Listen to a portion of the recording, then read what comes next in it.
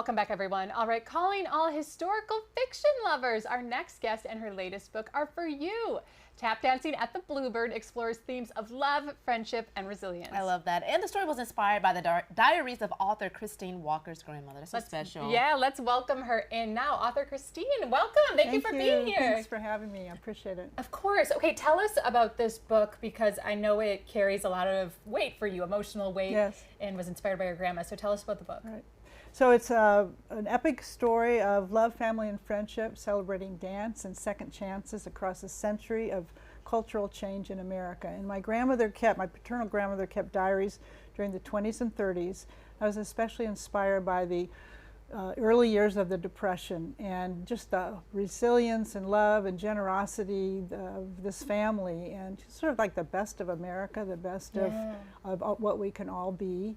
And it took off from there. So it was very much inspired by family and the history, my sense of place. I grew up here in Kansas City, love it, and also by dance. Oh, I was just about to ask you that. Yeah. So tell us a little bit about your journey with dance and how that influenced, your book as well.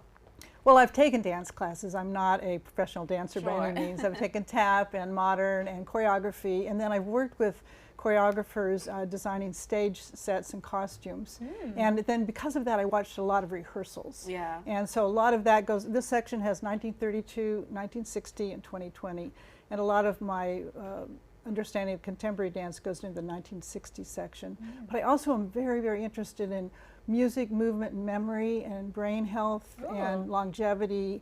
And there's a lot of new research. And so some of that went into the writing of this book and into my kind of mission to talk about dance whenever I can. Yeah. That's so cool. Okay, so I know you're from Kansas City. You don't live here anymore, but obviously it was still important for you to include Kansas City in this book. So you're very proud of where you came from. I am, yeah. So why is it important for you to infuse Kansas City into your work?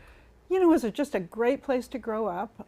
We grew up out in Shawnee Mission, but my father grew up in the Northeast, and we always heard family stories. And one of the family stories is that there's these train tracks below. They lived near Cliff Drive. And my grandfather did run a restaurant, and he was an architect, and he was a poet laureate of Kansas twice.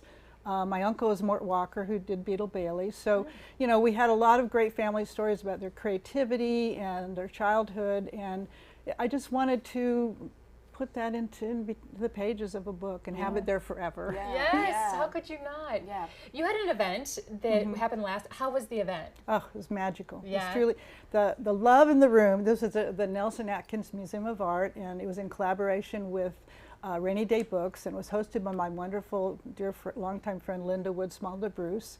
And I had friends and family from all walks of my life, from everywhere, and the love in that room was palpable, and everyone just did. It couldn't have been better. It was That's just amazing. fabulous. Yeah, that's pretty That's cool. incredible. Yeah. The book community here in Kansas City is so vibrant and Yes. alive. And Right. so thank you for being here today. Thank you for telling us about your book.